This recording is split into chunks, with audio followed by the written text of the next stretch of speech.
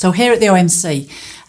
the projects that we're doing to do with children and education is a project called the MYRIAD project, which stands for Mindfulness and Resilience in Adolescence. And this project is basically in 4 parts. We're looking at the brain functions when children and adolescents are engaged in mindfulness practice and what happens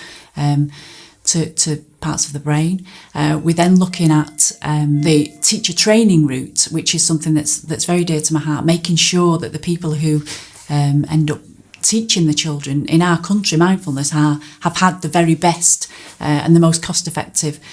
way of being able to be trained. So we're looking at, got a project at the moment that's looking at that. In fact, for that project at the moment, we're just at the stage of having been into about 43 schools where we've been training teachers, and they've been going through their own 8-week mindfulness course, and some of the comments we've had back from some of the teachers have been very heartwarming. We've also got another project that is looking at the actual state of play at the moment with some schools who have implemented mindfulness, so the way that they've been able to effectively implement, and that's a qualitative piece that's being conducted here, so that the schools are being interviewed and good practice is coming out of that project to help other schools learn from the past from a school that's already implemented. So the learning from that will go forward.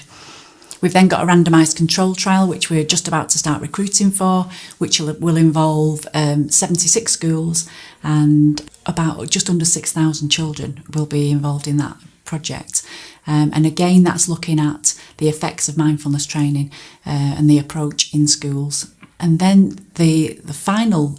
theme for the project is a cohort study. So we'll hopefully follow some of these adolescents at the moment into their 30s and their 40s and follow them up. Because the prevalence of mental health issues in teenagers and the onset of certain mental health conditions is spiked at the age of between 13 and 15. So to look at the trajectory of those pupils and to see what happens when they go into the 30s and the 40s and maybe beyond would be of significant interest to see if mindfulness does play a part in helping those people.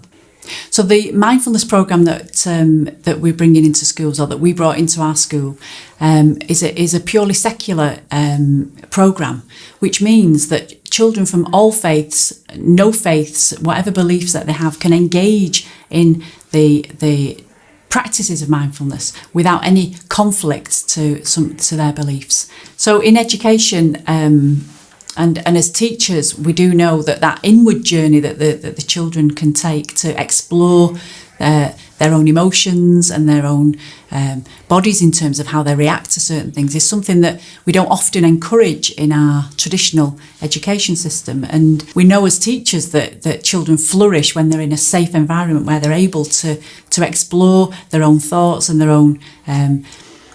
emotions, and it's that ability to be able to sort of recognise these and to be educated in what these can mean for the children sometimes that can really help them to get in touch with themselves and in touch with things that are really important to them and that give their lives meaning and value, and ultimately could then help them to flourish in whatever area they decide to go into with their lives.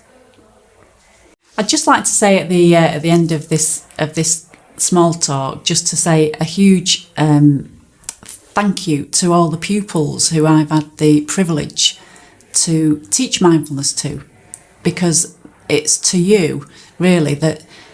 I can sit here and speak so passionately about mindfulness and about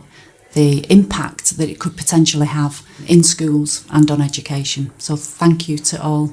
the pupils, and for any teachers out there who are wondering whether to go on an 8-week mindfulness course for themselves, that